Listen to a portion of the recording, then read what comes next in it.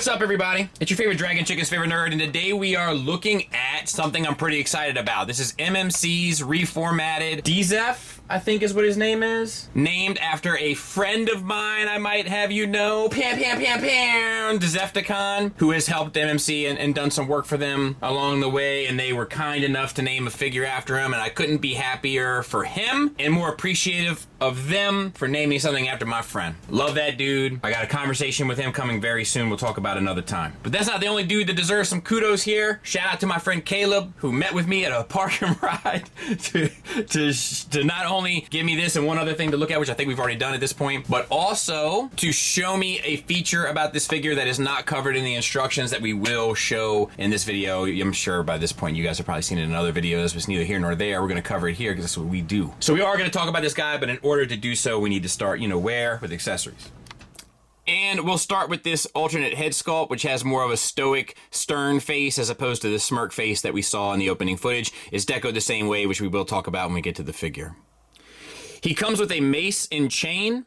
The chain is real metal links, which you know I love. And then it has a die-cast piece down here at the bottom, I believe, and then a plastic mace. No paint on it, but the chain does enough deco, in my opinion, to get the job done. He'll hold that, but as far as I can tell, just from tension alone, but he does hold it.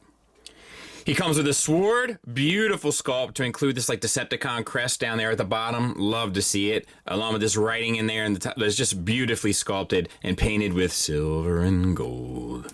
And he'll hold that just fine with a peg that slides into the palm of his hand. He also comes with the rifle. This is a decent enough sculpt, kind of fits in with their line. It's not the most magnificent thing I've ever seen, and I think that the paint accents, which they do a really good job on this guy of doing, would have helped this thing go a long way. If they would have done those glowing effects in there, I just think it would have done so much for this. But it's fine. And pegs into the palm of his hand, and you just wrap the fingers around. You can also use this peg here and peg the gun into the side of the arm if you so choose. Not sure I would, but you can. The mace can also be used in concert with the rifle, with the handle going underneath there, and then these two tabs correlating around that one spike. It's going to be really tight for his hands, but it will peg into the shoulder just fine here on this 5mm port, or peg rather. You also get the chicken tail, which opens up to operate as a shield for robot mode. Has some nice paint detailings along the side here. And you have this peg in the center, which once again can utilize the same 5mm port on the arm as all the other accessories have. He comes with two adapters to hold the sword. One has a peg and one has two tabs.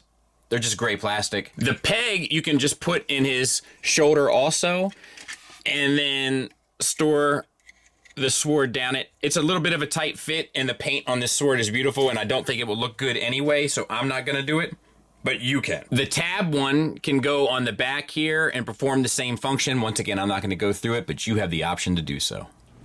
You get two sets of wings, just to prove it. Or I guess one set of wings, to be fair, with this silver paint done it, the glowing effect done on it, and even like a dark set back with the gunmetal silver on top, which I think is nice. Now, to utilize that, they give you screws. Luckily, they do also give you my favorite third-party accessory of all time, which of course is a miniature screwdriver. And you're supposed to screw this screw into that after you have put the wings on. But I'll be honest with you, I am not crazy about that. I don't think, I'm even having trouble even doing it. There it is. It kind of holds well with tension enough anyway, which is fine. But I'm not crazy about the idea of having to assemble a figure that I paid pretty good money for. I'm sure it has to do with packaging and stuff, but I'm also sure that there's a better way to incorporate these wings. Other characters have done it with no problem, where you wouldn't have had to do all of this. So I'm not crazy about that. And then you have this piece, which is an accessory. And I probably should have shown how this comes off the chest. It's not a big deal. I will show it, though, when we get to the robot. This guy transforms, obviously. You put the wings up. You bring this piece down. You bring this piece back. As you bring this piece back, rotate the legs out. I would go ahead and grab the tail here as well, because it gets a little bit more challenging once you get it beyond a certain point.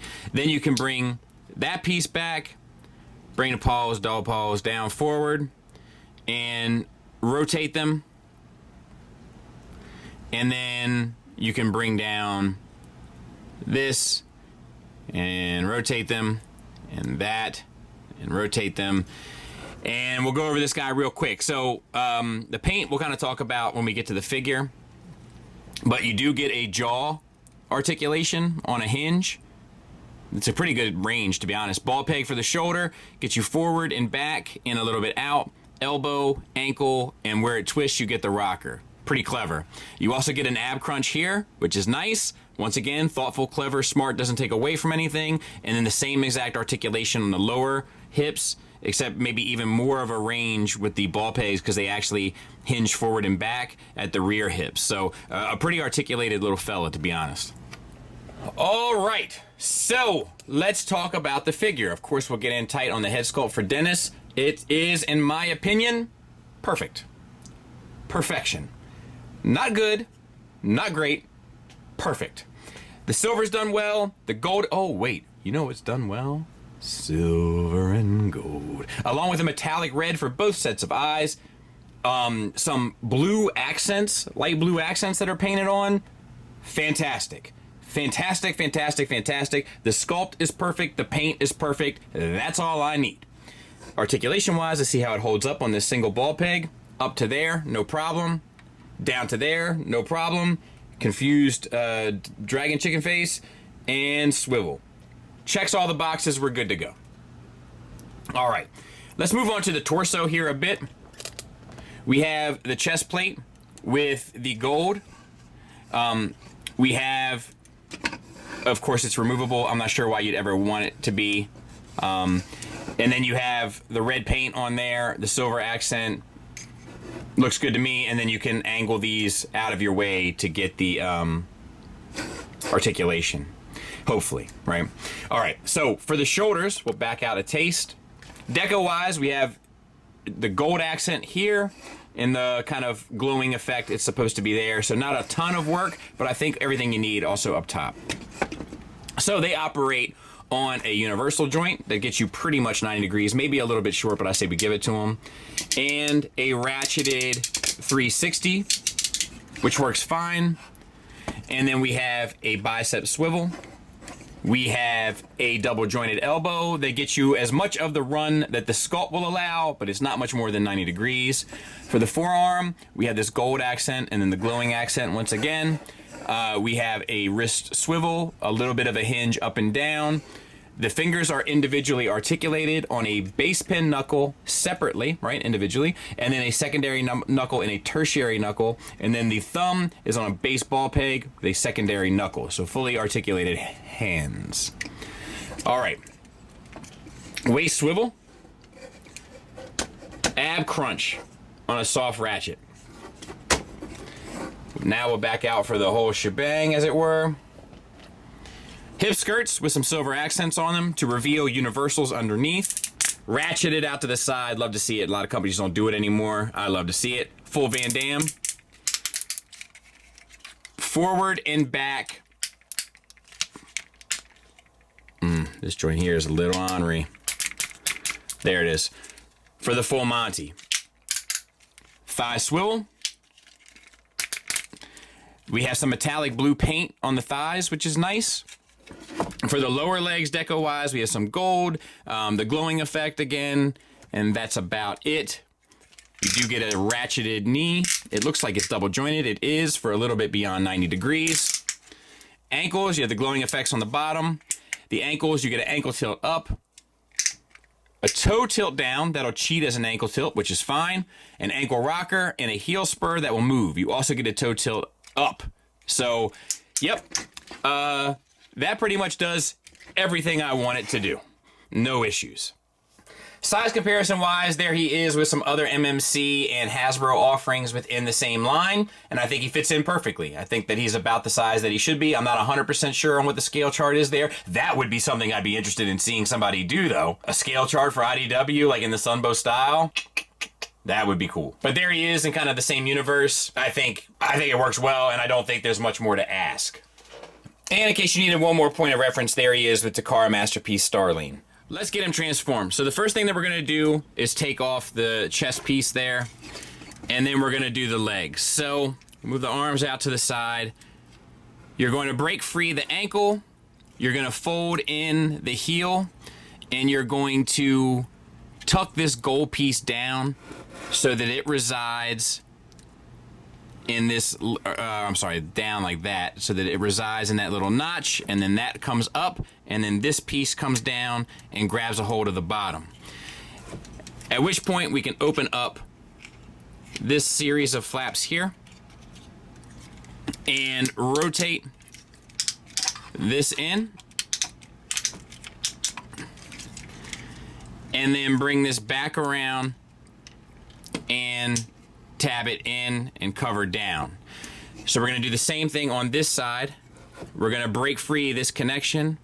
We're going to fold that gold piece down. We're going to bring that up and let it sit in that little channel. We're going to fold in our heel spur, and we're going to move this piece down until it locks into the bottom of the leg. We're then going to open up this flap. We're going to open up this flap, and we're going to rotate down so that the thigh sits into there. We're going to close this up, and then we're going to take our tail, which is sitting right here, and we're going to tab it in. These tabs, where it tabs in, rotate, which is a little frustrating, but as you can see, not the biggest deal in the world. And then you have all of that done. And I think these pieces come down and cover down over top of the joint, which is thoughtful. All right, now we'll deal with the arms. Open up the flaps here. Make sure you have a fist. They kind of have to be pretty tight to get in there. Bring this down. When you push the hand all the way in, it actually pushes this piece out to cover down on the joint, which is pretty clever. Then you can close this up and then rotate 180 at the bicep.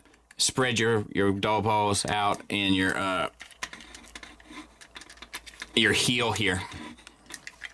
All right, and then we're gonna do the same on this side. Open up the panel. Rotate the fist in.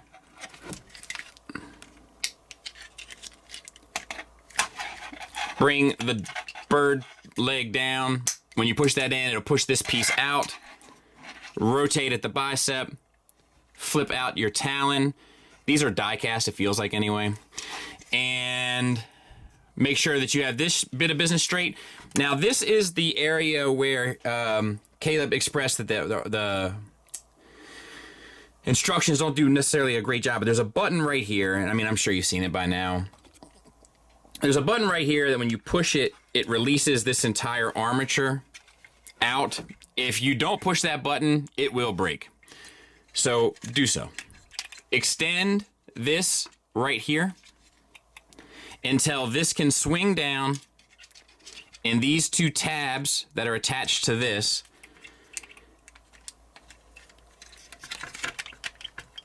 can interlock into those spots, and then bring your little key here around so that it locks that in place. It might be hard to see on camera, but because it's a lot of like getting in a little tight spot, so to speak, but trust me, it is very, very, very intuitive. So we're releasing the button, we're extending the armature, we're bringing this down and tabbing in to the thigh, and then we're using our little locking mechanism here to lock it into place. And then we can bring the bird feet down. Next, we're gonna get the front arms out. They peg in and then unfurl them. They'll rotate up. and then rotate at the wrist so that the claws are facing the right way. And that's done. The last thing that we can do right here, just while the camera's here before we have to turn this guy around, is open this up. This whole section here that the neck flap is on will swing down, and then rotate his head in so that it kind of sits like this. All right, and then this part. So open this piece here, and this is the back of the head. You kind of want to push this forward, and you have to bring the bird head out. But in order to clear it, it's just a little bit challenging because the tolerance, or the I guess it's it's like the fit is a little tight. Then you can open up these pieces here. I'll be honest with you, that didn't happen as nicely as I would have liked. You can close them behind, and then you can flip the head in.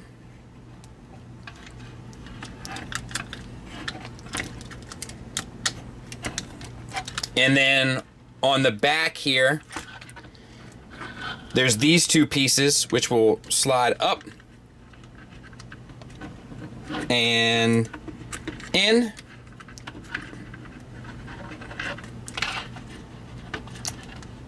And there's a fair amount of torque that you can get there, so be careful. Fill in the gap, bring this piece down, and then for the head, just spin it. The little side horns here are a soft plastic, so they shouldn't give you too much grief. And I mean, that's basically it. I'll clean him up, I'll put his wings on, we'll take a look at him. And I mean, I think it's pretty effective. The head swivels from left to right at the base of the neck. You also get an additional swivel at the head itself. The chicken head is on a hinge, so you can get up and down. It also has an additional second and tertiary hinge at the neck, so you can get the head all the way down, up. I wish you could get it up a little bit more. But what are you going to do? Let's see. The side arms here are on a ball peg that actually swings out, so you can get it out to there.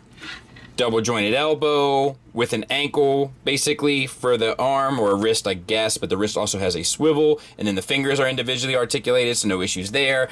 I think the chicken bird head is well painted and sculpted. The wings, you know, you can get a ton of kind of articulation out of them, so no issues there. My only issue, these legs are ratcheted forward and back. I wish they were ratcheted out to the side, because he is a heavy figure. There's a lot of die cast and stuff in here that MMC doesn't usually work with, to be honest, especially in their reformatted line. And they have a tendency to kind of give way as I've been messing with them. So I do wish they had that outward ratchet motion there. But the articulation is the same for the arm, with the exception of the ankle, which does have the slightest bit of an ankle rocker, not the hugest, and then you can get the little toes separated. And then you have the tail, which gets you a little wiggle waggle at two joints. It gets you up and then down to there. So I mean, I honestly think it's pretty effective, man. And the transformation is you know, doesn't make you want to rip your hair out if you have any hair. So that's a bonus too. I mean, I think it's pretty well done. Honestly, I'm not sure if I had this chicken head as far down as it can go, but either way, I think you get the point. And I was right and should have known. So this whole plate here that the chicken head is attached to slides forward. It was just a little stuck, and I didn't push it because it doesn't belong to me. But when you transform it, make sure that you do so. I don't really have a whole lot of complaints about this. And there it is with Tiger Tracks. All right, final thoughts wise, let's start with the negatives, and we'll of course start with those outward ratchet movements for the hips that become the hips anyway for the bird. They are the shoulders in robot mode. The transformation of getting the kind of bird head out is just not quite as smooth as the rest of it. And if the rest of it weren't so bloody smooth, I don't think it would stick out the way that it does. But because it is, it definitely sticks out like a sore thumb. It's like this really smooth, fun, enjoyable transformation that has this one little hiccup, and unfortunately it's right at the end, so that's the kind of taste it leaves in your mouth, so to speak. I really think they should have done a better job with incorporating the wings. Now, the positive thing is you don't really need the screws to make it work, but the negative thing is like it's an assembly measure that you're asking the consumer to take care of. I understand for packaging and all this stuff. I get all those things. I'm just not crazy about it. I know that it probably would have even cost more to the consumer had they not done it because the packaging would have been bigger. I get it. I'm just not a guy that likes to put together my figures. I would have bought a model kit if I wanted one. I just think there's a better way to do it. We've seen numerous Transformers incorporate wings. None of them that I can remember have ever had to be assembled in that manner. Not the biggest deal in the world because it does work fine without it, with just tension, but something to point out. And honestly, man, I think that's it. Moving on to the positives, the articulation works like a champ, gets you everything that you would want, especially for a figure this size. Tons more paint than MMC I feel like usually puts on a figure. 3 and 4 paint apps for the head sculpt, accents along the way. The arms get a little bare, but for the most part, it gets you more than enough along the way to have a very interesting, aesthetically pleasing and unique presence and presentation. The materials feel fantastic, as MMC normally does, to include the inclusion of die cast, which MMC normally does not do. Even for their bigger figures, like we've seen them with the DJD. There's a lot more given to this one. Add on top of that a whole boost of accessories, and even a transformation that is 98% smooth, fun, enjoyable, intuitive, etc. There's a lot of rumors kind of circulating that this is their last piece for Reformatted. This is like the goodbye, and I hope that's not true, but if it is true, really strong release to leave off on. Outstanding job, bravo for me, recommend from me. If you like the character, either in the books or any other representation, and you want an interesting take on him, once again, strong recommend from me. Thanks for listening, thanks for watching, until next time, take care.